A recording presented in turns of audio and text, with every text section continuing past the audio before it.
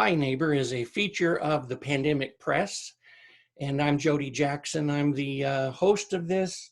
Inviting this morning, the guest is Erica Martin, Chief of Everything at Pixel Jam Digital. Good morning, Erica. Good morning, Jody. And did I get that right? Chief of Everything? Yes, everything from doing the actual work to taking out the trash. I do it all. It's just me, myself, and I. I like that. Give us the quick background on Pixel Jam Digital and Erica Martin. Yeah, so Pixel Jam Digital, I founded about 2 years ago this coming June. I had worked in web design and web development for about a solid decade after graduating from college, always working for someone else. And I just had some ideas that I wanted to really try on my own and kind of a different way of doing them. And so that's why I decided to go out on my own and start my own business, was to mainly cater to small businesses who don't necessarily have that big agency budget, but still need the same amount of functionality on their website. And likewise, I really like partnering with other agencies who just need a little help with the extra programming work for their web development. Well, and I can vouch for your work, and not just as something maybe that is scalable to small businesses or smaller businesses, but certainly not lacking in quality. And in fact, I would say achieving and even exceeding what some of the bigger agencies can do. Oh, well, thanks, Jody. I appreciate that. Well, you're just really easy to work with, very responsive and creative. What I like when working with a creative, I like to say I've got really thick skin because I've worked as a journalist forever.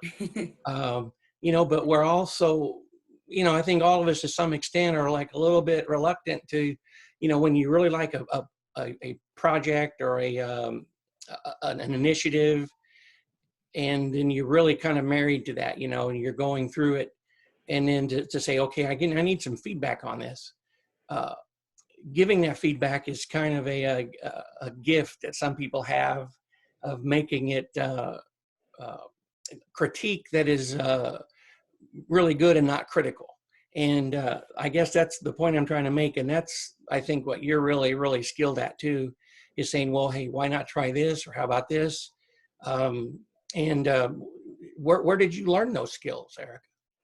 So, funny story. I used to teach group fitness classes a while ago and just cut it out of my routine because it just was taking too much time. So, it didn't become a priority anymore.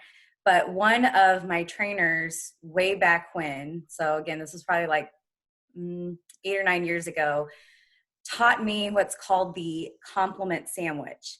So, when you're giving feedback to someone, try to lead with something good so that they feel validated, then put the critique in the middle, and then end with another compliment.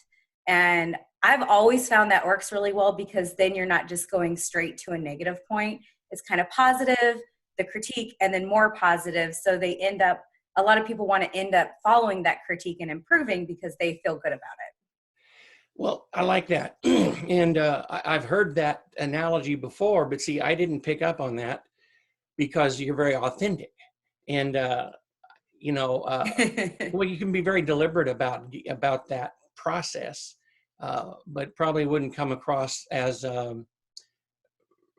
so kind and gentle with maybe some other people. So I Well, appreciate thanks. I don't know if my 6-year-old would agree, but I that. appreciate your input. Okay. Well, 6-year-olds don't get a vote right now. Right. Yeah. Erica, you recently, one thing that has always really impressed me about you and your work is that you do work with not-for-profits and occasionally do some pro bono work. I don't know if you wanted that kind of out there publicly, but I think and I think you explained to me that, well, that's kind of a way of giving back and of, really being plugged in. And one of the most recent, maybe it is the most recent examples of work you've done is Help Radar. Did I say that right? And can you just kind of walk through what Help Radar is, how it began, and just take us through that? Yeah. So Help Radar was a very spur of the moment idea back in late March, early April, right as COVID-19 started to affect the United States. So I like to say COVID-19 was the catalyst for the idea, but the idea and concept of the platform go well beyond that. So essentially, Help Radar is a meant to be a portal for communities where someone can type in their zip code and either request help for certain needs or say that they want to help and then go find the facilities to provide that aid. So I kind of liken it to during COVID-19 and a lot of the local Facebook groups, people were reaching out for help saying, hey, now that my kids are home, I need a little extra help with food, or I've been recently laid off and I just can't afford this month's utility bill. So just people who don't typically ask for things, asking for this help, which I can't imagine how far outside their comfort zone that would be. And then it was really nice seeing the community come together and other moms in these groups saying, no problem, happy to come run by food, drop it off at your porch, not a problem. We have cereal, peanut butter and jelly sandwiches, whatever. Or someone else saying, you know what, we can spare whatever amount to help pay your utility bill this month. And I know Columbia has a really strong community with the Voluntary Action Center and Love Inc. being two of the many organizations where they're already built as nonprofits to help facilitate this. But especially at the beginning of COVID-19, they were just getting inundated with requests for help. So this was kind of a way for people in the community to help each other out. I kind of stopped or put a pause on Help Radar because I felt like the infrastructure started to be there by early April to mid-April, with everyone helping and kind of joining together from the nonprofit sector.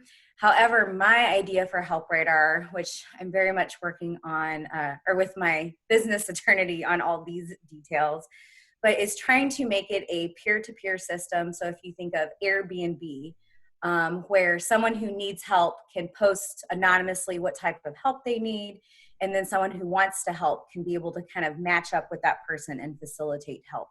And it really is outside of just monetary donations.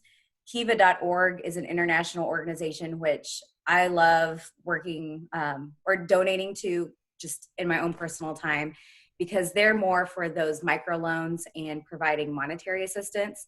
So this would be more as if you can imagine last spring when the tornado hit Jefferson City, if there was someone who was older and could not physically maybe remove the debris from their yard, but they were on a limited income, so they also couldn't pay for a service to come clean up that debris, they could go to Help Radar and post, hey, I just need help, someone to help pick up these tree limbs for me and get them to the curb for the city to come clean up.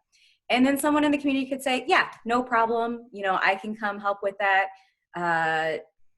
They're not asking for any money in exchange. It's just kind of neighbors helping neighbors at that point. So that's my very long-term goal for Help Radar. And like I said, I know there's a lot of legality and insurance issues involved, which is why I'm working on my attorney. So now it's kind of more of like a 12-month project rather than a 2-week project, but that's the long-term goal for it. Well, I like your approach, a spur of the moment idea. Here's a great need. You felt you had a passion for that. Let's, put the framework together and launch it, and then sort of tap the brakes because, others are stepping up where they are already in their arena, but you're still looking long-term at this. Certainly not by any means the same scale, but the pandemic press was, kind of bubbling around in my mind for several weeks. And I thought, why doesn't somebody do this? And then suddenly I was gifted with time. And I thought, okay, well, this isn't my strength, but let's try it. And it's been sort of a not really a stop and start, kind of a start and move an inch, start and move a foot, that kind of thing. But unless you hit launch, unless you get to that point, maybe you never do it. And I think you and I talked about that a week or so ago. you've got the idea, you put it together and do it, and then see where it goes. Definitely. And since I do have the technical knowledge to build a website and a platform to accommodate this, for me, my sacrifice was time. Like, I don't even know how many hours I put into it. It was definitely a long weekend. But for me, it was worth that sacrifice of time to build it, put it together, see how it's going to be received, see if it is helping, which to me, if it helped one or two people find a resource that they could utilize, that's great. Like, I'm very content with just helping one or two people out and giving that time away.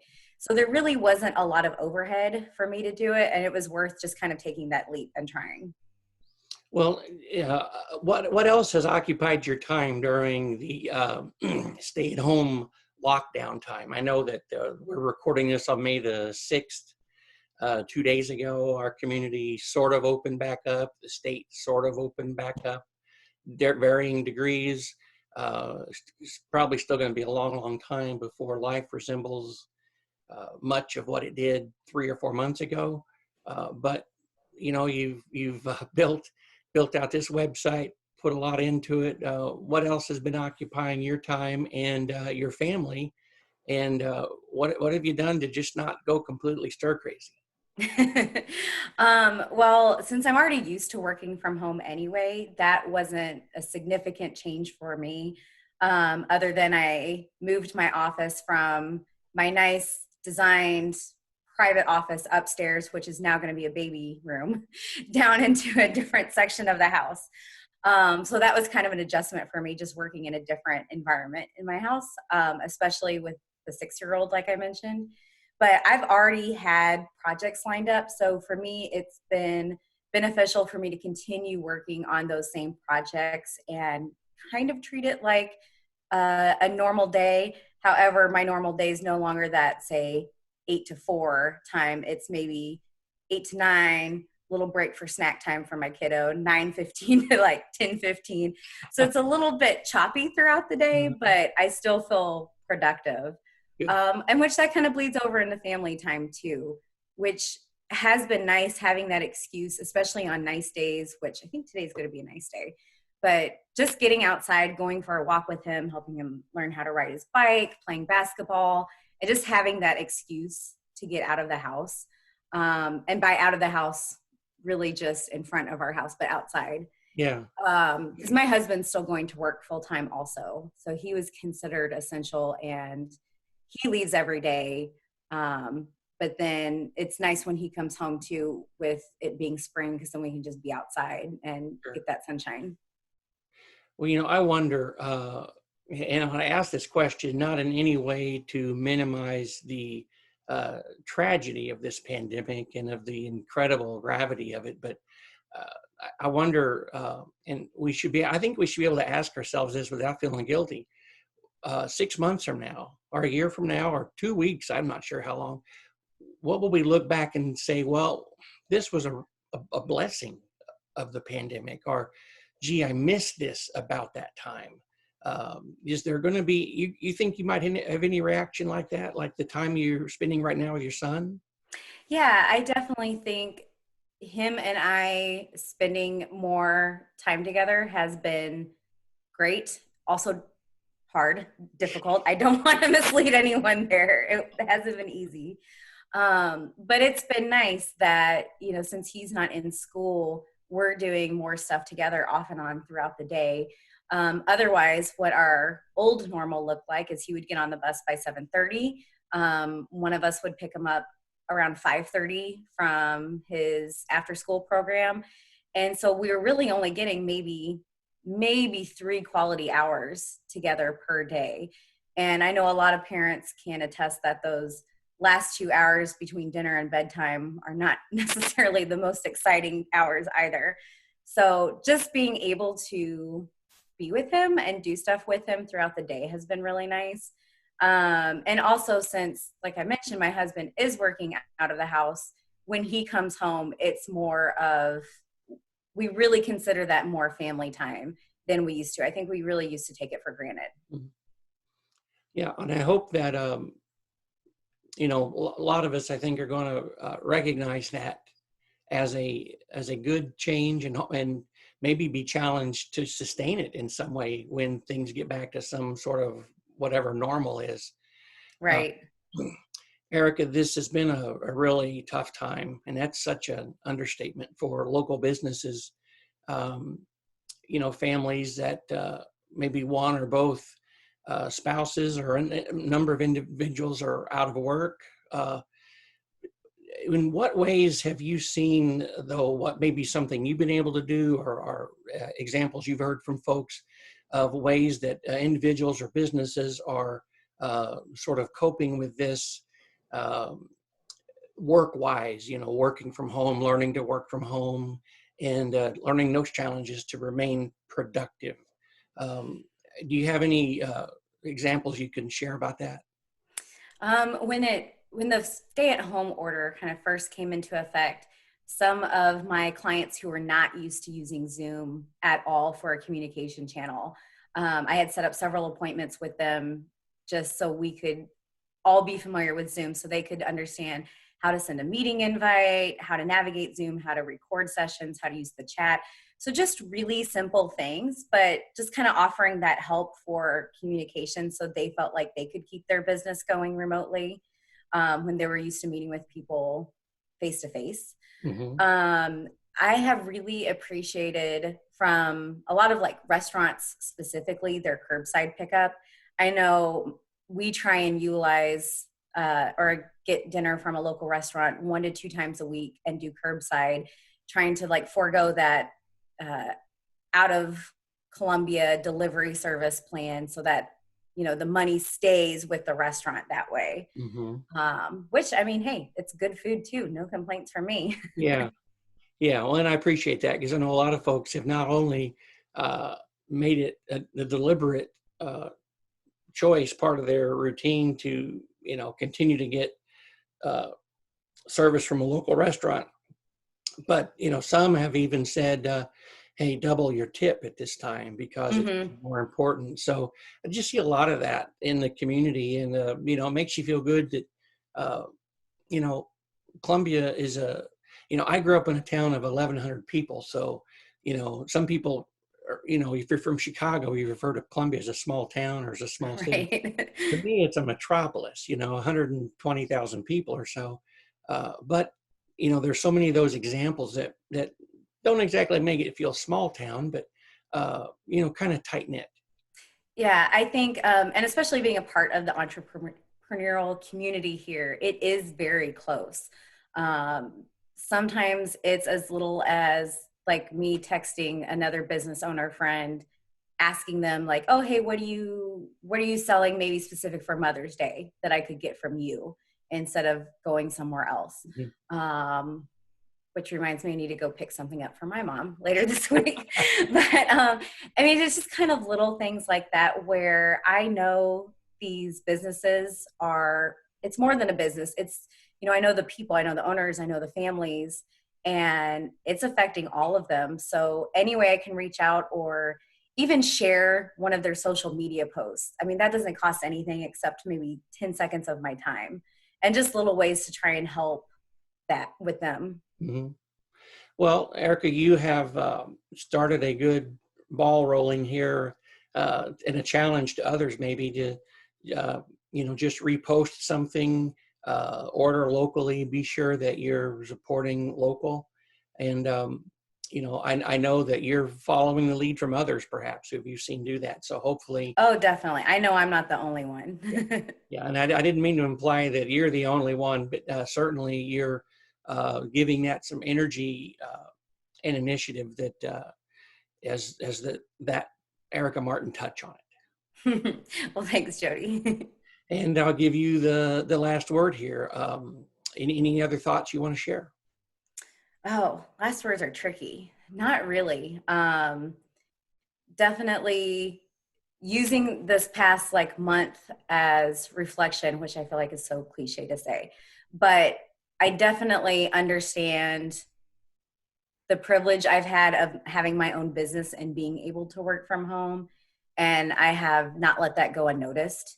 It's definitely prevalent in my mind that I'm very appreciative of, which is why I've been trying to work so hard on helping others, because I know I'm in an okay place right now and others aren't. So for me, it's really important. I have a really big heart. So as much as I can help other people, that's kind of been my priority. All right. Well, and from myself and from the entrepreneurial community, which really relies on you, and on behalf of Columbia, Erica, I just want to say thank you. Well, you are very welcome, Jody. And that's going to be all for this call for Hi Neighbor with Erica Martin.